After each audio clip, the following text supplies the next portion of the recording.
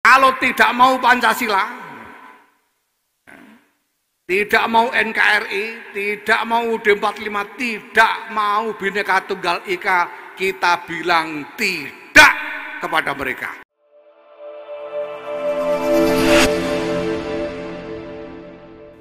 Assalamualaikum warahmatullahi wabarakatuh.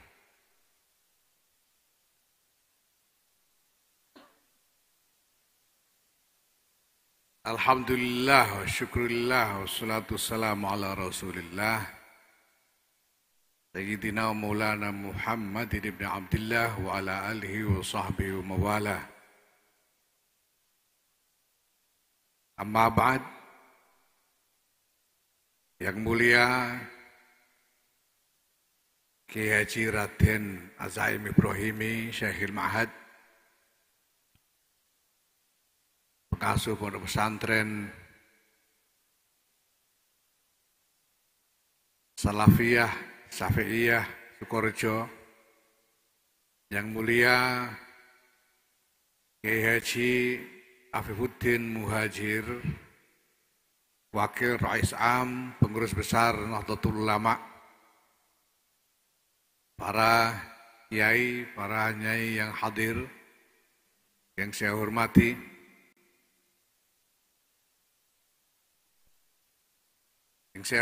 juga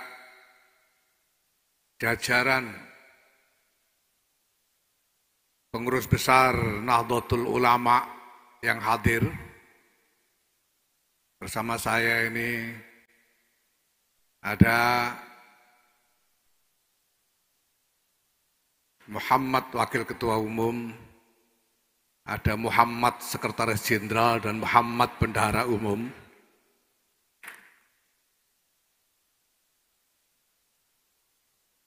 Pak Amin Said Husni yang tadi baru saja mendapatkan lakop nisbah yang baru dari Kiai Azaim Al-Muta'addid bi'aunillah.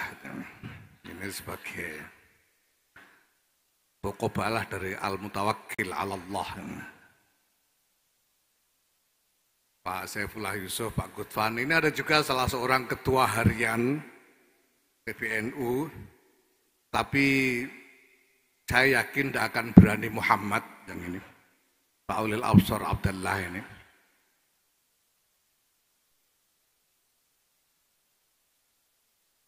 Lihat Damar Kambang aja takut dia.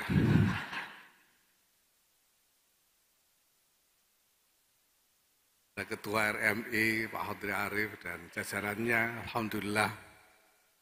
Para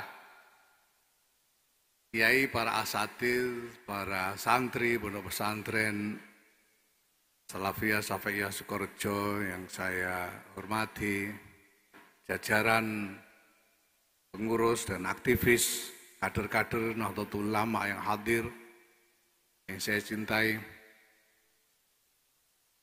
Alhamdulillah, hari ini kita mulai serial halaqah fikih peradaban yang kedua. Setelah tahun lalu kita berhasil menyelenggarakan tidak kurang dari 240 halaqah di seluruh Indonesia, dan kemudian dipuncai dengan Muktamar Internasional Fikih Peradaban di Surabaya. Hari ini kita mulai serial halaqah yang kedua untuk fikih peradaban ini. Insya Allah juga tidak akan kurang dari 240 sampai dengan 250 halaqah, dan insya Allah pada saatnya nanti akan kita puncai juga dengan Muktamar Fikih Peradaban, Muktamar Internasional Fikih Peradaban yang kedua, insya Allah. Mohon doa restu. Bapak, Ibu-ibu, saudara sekalian yang saya hormati,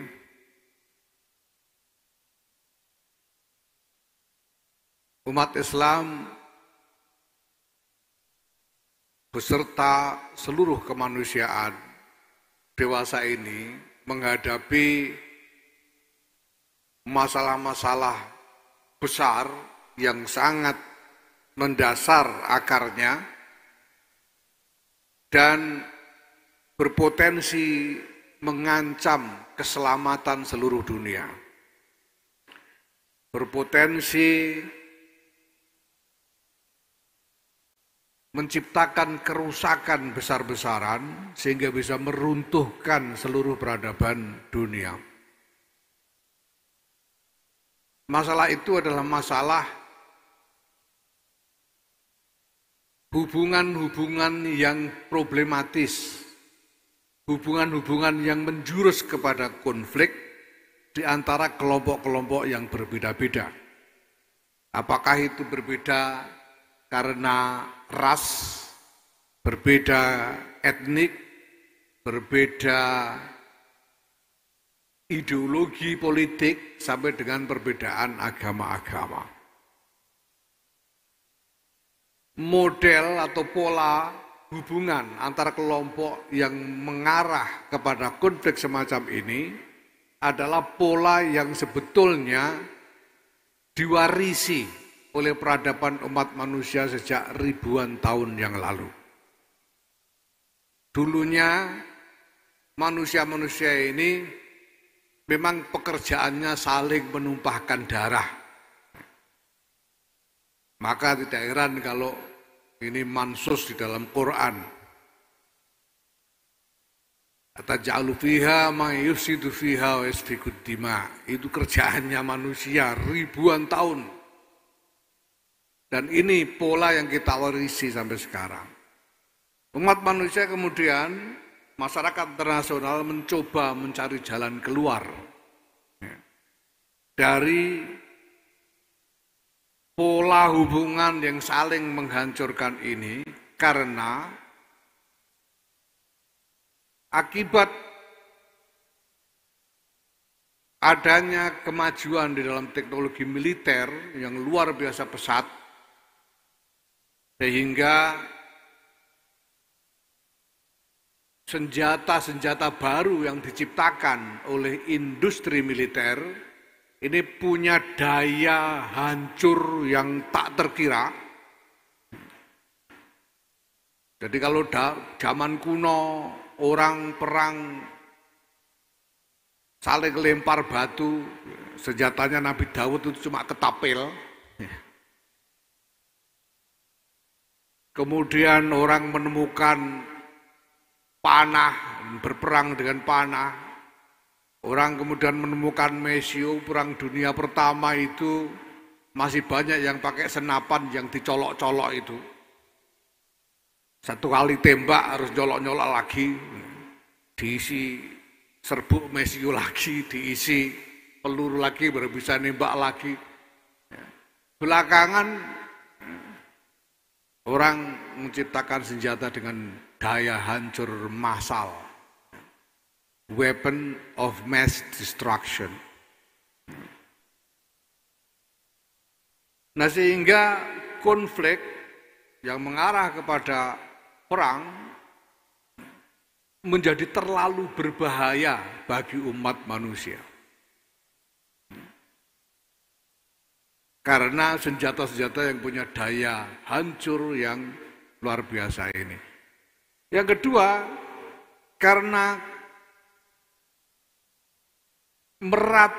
semakin meratanya globalisasi membuat setiap konflik yang terjadi tidak bisa dibatasi dampaknya. Walaupun konflik itu terjadi di satu tempat yang terpencil, dampaknya akan berakibat secara menyeluruh di seluruh dunia. Seperti yang kita alami hari-hari ini, ada perang antara Rusia melawan Ukraina, kita tidak ikut-ikutan bertengkarnya, tidak ikut-ikutan di dalam masalah yang muncul antara keduanya, dan tidak ikut-ikutan tembak-tembakan bersama mereka, tapi kita ikut menanggung akibatnya, berupa kesulitan-kesulitan ekonomi global seperti yang kita alami sekarang ini. Nah, ini semua sudah dipikirkan oleh masyarakat internasional sejak beberapa dekade terakhir. Ya. Sekurang-kurangnya sejak 78 tahun yang lalu. Yaitu ketika kemudian masyarakat internasional menyepakati apa yang kemudian disebut sebagai Piagam Perserikatan Bangsa-Bangsa dan kemudian disusul dengan mengoperasikan Organisasi Perserikatan Bangsa-Bangsa.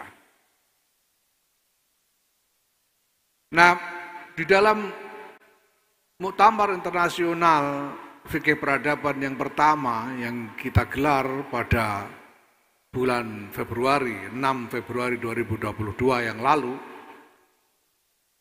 Murid Besar Nahdlatul Ulama mengajukan soal kepada para ulama yang hadir tentang hukum-hukum yang terkait dengan piagam PBB itu. Apakah piagam PBB ini sebagai perjanjian sah, bisa dianggap sah menurut syariat? Apakah para kepala negara yang menandatangani piagam PBB itu bisa dianggap wakil yang sah untuk membuat perjanjian bagi warga negaranya masing-masing? Termasuk apabila kepala negara itu seorang kafir, non-muslim, apakah sah dia dalam perjanjian itu mewakili warga negara atau penduduk muslim di negaranya? Ini pertanyaan-pertanyaan yang dilontarkan dalam Muktamar Internasional Fikih Peradaban yang pertama tahun lalu. Alhamdulillah secara keseluruhan jawaban dari para ulama itu adalah sah. Walaupun kemudian ada banyak sekali kritik terhadap keberadaan Organisasi Perserikatan Bangsa-Bangsa dan juga aspirasi-aspirasi tentang apa yang dibutuhkan ke depan.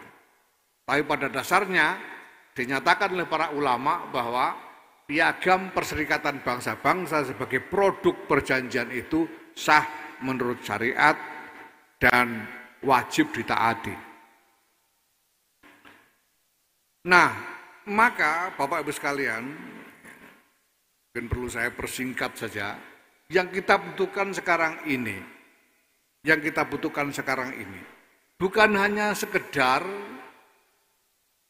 fikih dalam pengertian fiqhus syariah untuk menetapkan hukum-hukum terhadap sejumlah waqa'i yang ada saja.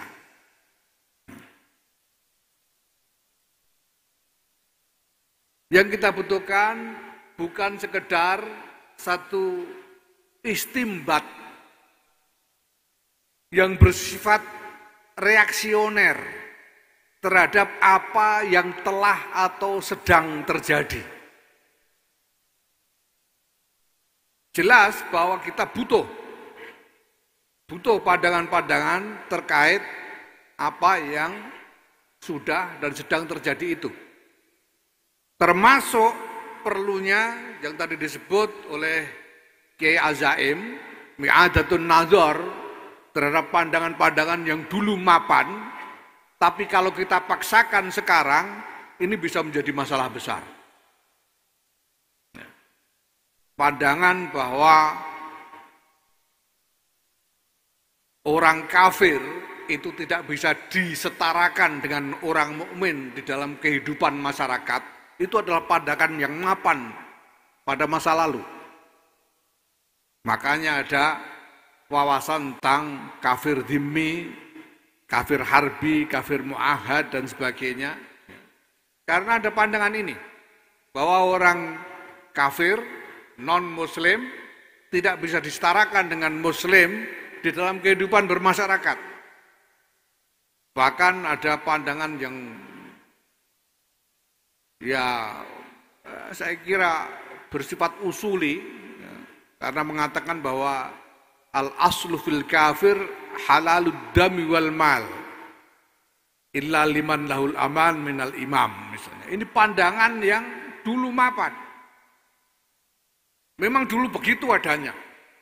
Tapi kalau hari ini kita paksakan untuk menerapkan pandangan-pandangan ini, Ini yang celaka bukan cuma orang Sukorejo, bukan cuma orang Situbondo, bukan cuma orang Indonesia yang celaka, ini bisa seluruh dunia bisa celaka. Ya, pandangan bahwa kalau ada konflik antara satu kelompok Muslim dengan kelompok non-Muslim, maka kewajiban Muslim lainnya adalah turun tangan untuk membantu kelompok Muslim itu. Apalagi kalau memang alasannya adalah alasan agama. Karena al-mu'minu lil mu'mini kal jasadil wahid.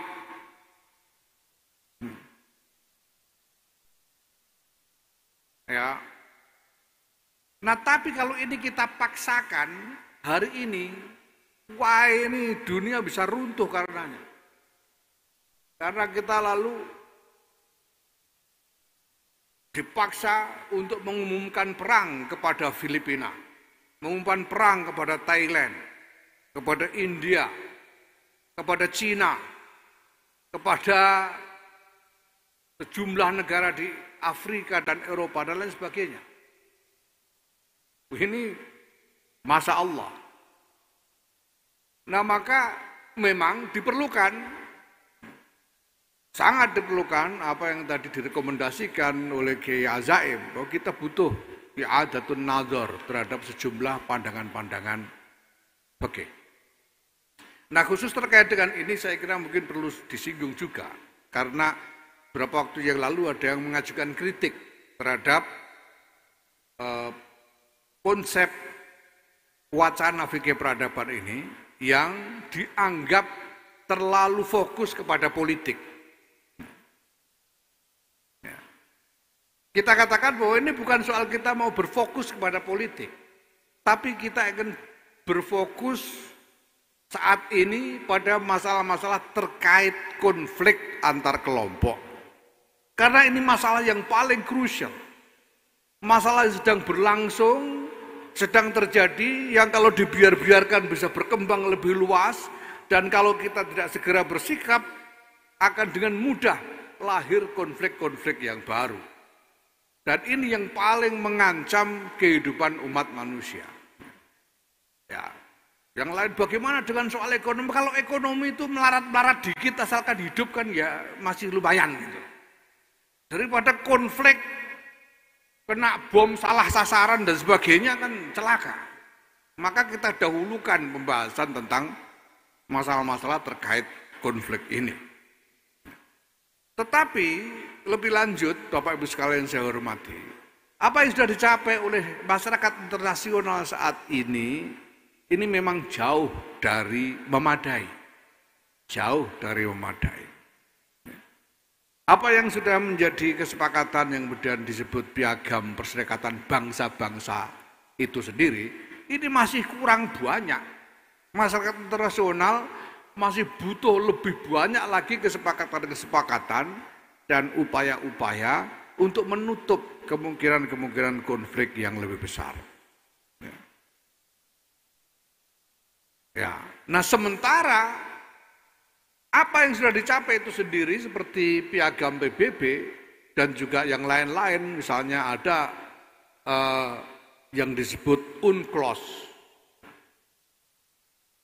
Ya, United Nations Convention on the Law of the Sea. Jadi konvensi perserikatan bangsa-bangsa tentang hukum laut itu masih kurang banyak. Masih ada banyak masalah di situ yang belum disepakati. Dan lebih jauh lagi, yang sudah disepakati dan sudah ditulis, ditandatangani, itu masih banyak yang belum diterapkan secara konsisten. Sudah jelas bahwa PBB menolak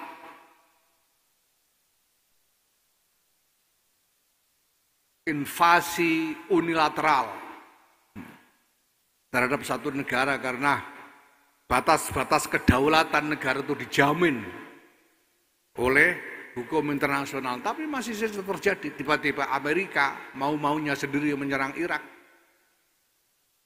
Dan karena Amerika yang dului, yang lain ikut-ikutan. Azerbaijan tiba-tiba nyerang Nagorno-Karabakh dan menganeksasi sampai sekarang. Masyarakat internasional tidak berbuat apa-apa. Nagorno-Karabakh itu padahal tadinya merupakan wilayah Armenia. Turki, Republik Turki mengebor minyak di perairan Siprus dan dunia tidak berbuat apa-apa. Padahal sebelumnya persis karena masalah yang serupa itulah Amerika lalu membuat alasan untuk menyerang Irak dalam perang Teluk yang pertama, yaitu anggapan bahwa Irak melakukan pengeboran minyak secara miring sehingga mengambil minyak yang kandungannya ada di dalam batas wilayah Kuwait. Nah, sehingga terjadi perang Teluk yang pertama. Tapi sekarang Turki melakukan hal yang sama di perairan Siprus dan dunia tidak berbuat apa-apa. Baru ketika kemudian Rusia menyerang Kiev di Ukraina, nah dunia ribut. Padahal sebetulnya 10 tahun sebelum itu Rusia itu sudah menduduki Crimea, yang resminya sebetulnya juga wilayah dari Ukraina. Jadi ini memang dunia sedang tidak karu-karuan. Tidak karu-karuan. Maka Bapak Ibu sekalian, jelas diperlukan upaya-upaya untuk mencari jalan keluar dari segala kemelut ini.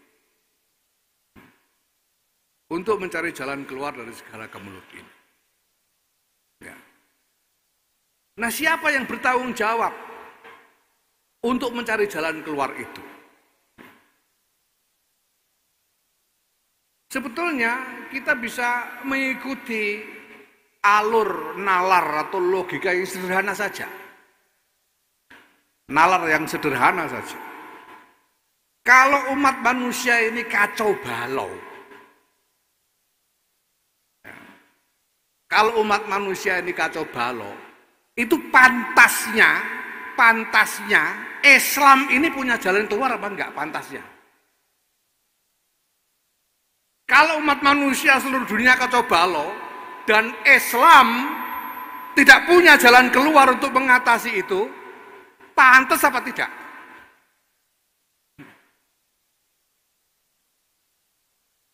Tidak pantas sama sekali. Agama yang rahmatan lil alamin ini tidak berupaya, tidak menyediakan jalan keluar dari kekacauan peradaban umat manusia ini. Ini yang pertama. Pasti Islam punya jalan keluar. Pasti Islam punya jalan keluar. Nah, jalan keluarnya seperti apa? Karena kita tahu sekarang, tadi sudah disebut-sebut oleh Ki Azaim, orang dengan 3 orang tim kreatif saja sudah bisa bikin podcast, memproduksi fatwa setiap hari 70 kali. Nah, terus siapa yang berhak bicara atas nama Islam? Kalau Islam ini harus menyediakan jalan keluar, siapa? Siapa yang harus bertindak atas nama Islam? Ya tidak lain tidak bukan adalah para ulama. Karena ulama itu warasatul anbiya. Para ulama.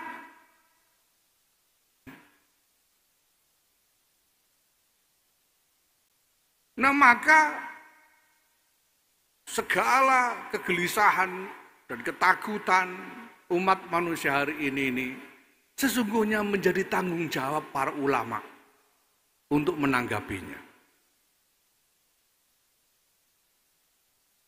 Jangan sampai ulama-ulama ini entah karena tidak tahu beneran atau pura-pura tidak tahu, lalu tidak mau ikut-ikutan memikirkan jalan keluar dari masalah besar umat manusia ini. Ketika turun ayat wattaqu fitnatan la tusibannal ladzina zalamu minkum khassah.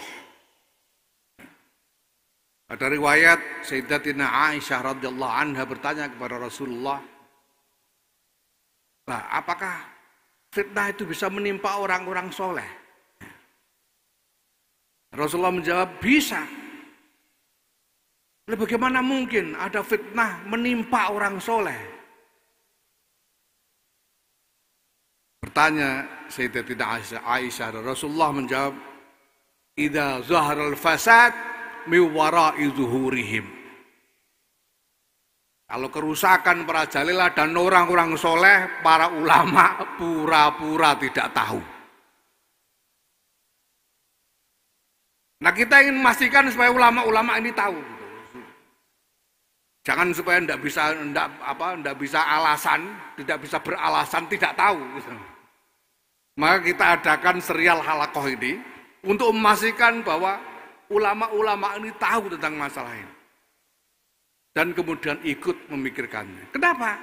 Karena jamiah kita ini sejak awal punya klaim besar yang diabadikan di dalam namanya. Nahdlatul Ulama. Ini klaim yang luar biasa. Ini bukan klaim atas kemuliaan ulama, bukan klaim atas tingginya derajat ulama, ini klaim atas tanggung jawab ulama. Maka jelas Nahdlatul Ulama tidak boleh tinggal diam dalam soal ini. Nah, alhamdulillah Bapak Ibu sekalian yang saya hormati, saya kira kesadaran yang menimbulkan keberanian dan keteguhan para ulama, para muassis jamiah ini untuk mendirikan Nahdlatul Ulama ini antara lain karena ulama-ulama ini, ulama-ulama kita di Nusantara ini selama ratusan tahun memang telah ditempa oleh pengalaman sejarah yang luar biasa yang menjadikan mereka semua berani berpikir, berani menawarkan jalan keluar bagi masyarakat. Lebih dari ulama-ulama di berbagai belahan dunia lainnya. Ini ulama-ulama kita. Dari dulu, ya ini bisa menjadi kajian sosiologis, sosiohistoris yang mendalam. Tapi jelas ini sudah menjadi karakter dari para ulama kita. Dari dulu. Sehingga misalnya ulama-ulama kita ini yang pertama di seluruh dunia Islam yang berani mensahkan negara Kesatuan Republik Indonesia sebagai negara nasional dan bukan negara agama. Pertama kali di seluruh dunia, ulama yang mengesahkan. Karena ulama-ulama kita ikut tanda tangan, ada wakil ulama kita ikut tanda tangan. NKRI ini. Tidak bisa kita bandingkan dengan misalnya Republik Turki, karena Republik Turki itu inisiasi dari orang sekuler yang tidak melibatkan ulama sama sekali. Tidak bisa dibandingkan dengan Saudi, karena Saudi itu satu kabilah, Alu Saud yang kemudian menguasai satu wilayah di Jazirah Arab. Tidak bisa dibandingkan. Di sini betul-betul ulama kita ini, ulama beneran yang menyatakan bahwa NKRI ini sah. Bahkan kemudian dinyatakan bahwa negara kesatuan Republik Indonesia berdasarkan Pancasila UUD 45 bersendikan Bhinneka Tunggal Ika adalah bentuk final dari upaya umat Islam Indonesia mengenai negara.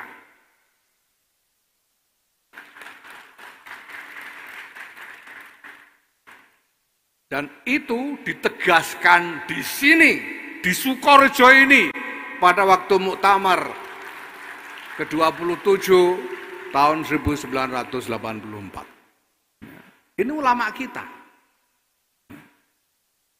Jangan sampai generasi-generasi yang terkemudian dari para ulama, Nahdlatul Ulama ini kehilangan keberanian-keberanian dari para ulama terdahulu ini. Ya tentu saja ya, termasuk jangan sampai kehilangan ghirahnya di dalam tafaqquh.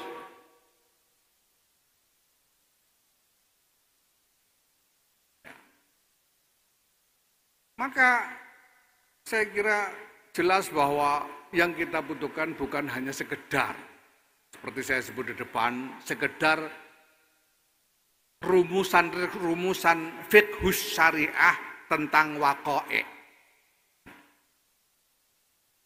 Ya kalau basul masail itu kan biasanya ada basul masail didiyah, waqi'iyah. Kita butuh lebih dari itu. Kita memerlukan tafaqquh tentang peradaban itu sendiri, tafaqquh tentang strategi untuk memperbaiki peradaban ini dengan inspirasi dari nilai-nilai dan ajaran-ajaran Islam.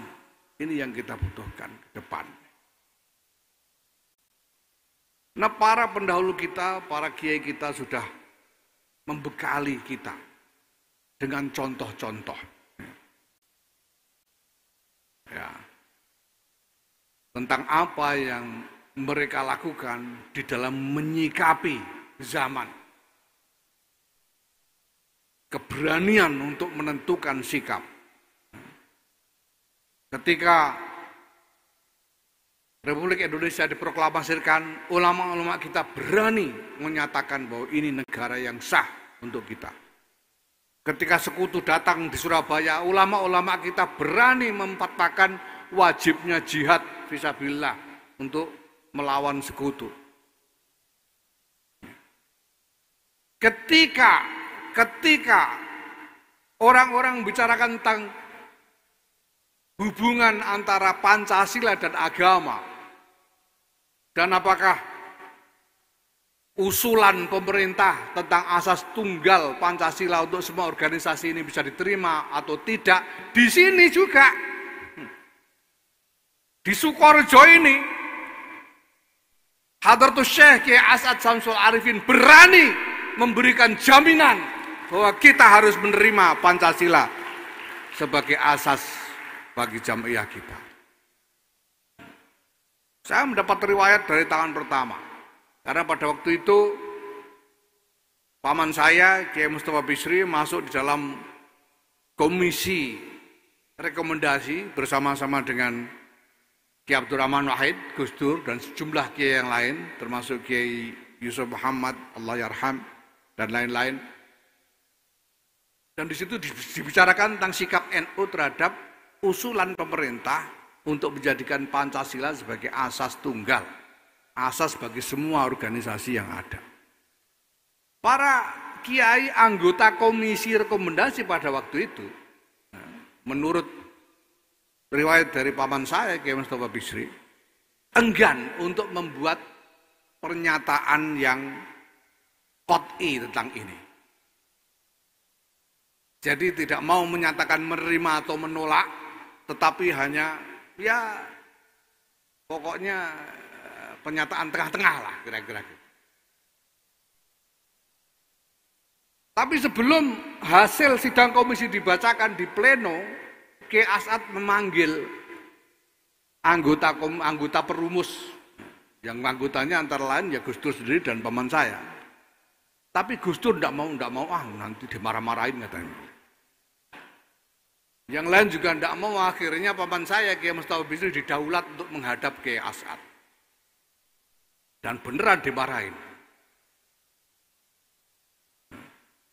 Ketika, kenapa kok tidak mau terima asas tunggal, katanya bilang. Ya kita bukannya tidak mau terima Kiai, kata paman saya. Kita ini cuma mendudukkan masalahnya secara proporsional. Tidak bisa begitu, katanya.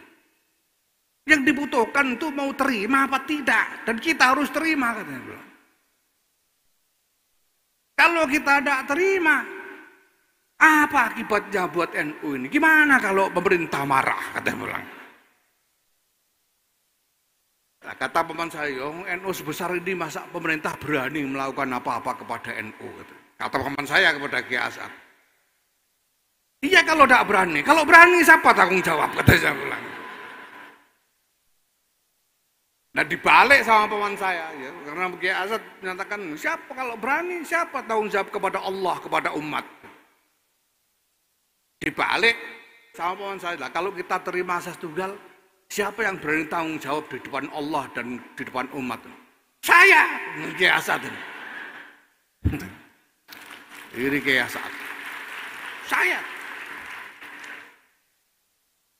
Nah kata paman, ya sudah ada tanggung jawab, ya sudah kita terima aja, gitu. Ada yang tanggung jawab. Jadi Bapak Ibu sekalian, kita semua Jamaah Nahdlatul Ulama beserta jamaahnya hidup di NKRI hari ini di bawah tanggungannya Kiai As'ad Syamsul Arifin. Karena beliau yang nanggung asas Pancasila. Ini keberanian kiai-kiai kita. Keberanian bersikap, keberanian untuk membuat keputusan, untuk memberi jalan keluar. Sehingga apapun yang terjadi masalah bisa diselesaikan. Karena ulamanya berani membuat keputusan, berani memberi jalan keluar. Kalau ulama kita tidak berani bersikap mengesahkan NKRI sebagai negara bangsa, ya mau jadi kapan, mau merdeka jadinya kapan? Mau jadi negaranya kapan? Tidak ada. Kalau ulama kita tidak berani memfatwakan jihad fisabilillah, ya, perang sabil melawan sekutu waktu itu, ini kemerdekaan sudah diproklamirkan, negaranya belum tentu jadi ada gitu. Kalau sekutu tidak dilawan waktu itu. Nah, kalau soal Pancasila itu tidak diselesaikan di sini dengan keberanian bersikap seperti yang saya gambarkan tadi itu, ini masalah bisa tambah ruwet. Bisa tidak jelas, tidak karu-karuan siapa yang radikal, siapa yang tidak. Nah, sekarang kita punya ukuran yang jelas. Kalau mau Pancasila berarti oke. Kalau tidak mau Pancasila, tidak mau NKRI, tidak mau UUD 45, tidak mau Bhinneka Tunggal Ika, kita bilang tidak kepada mereka. Saya sudah sampaikan kemarin, kita tidak mau ditawar soal ini. Tidak mau ditawar soal ini. Sudah ketetapan dari para ulama kita demi kelangsungan hidup bangsa dan negara ini.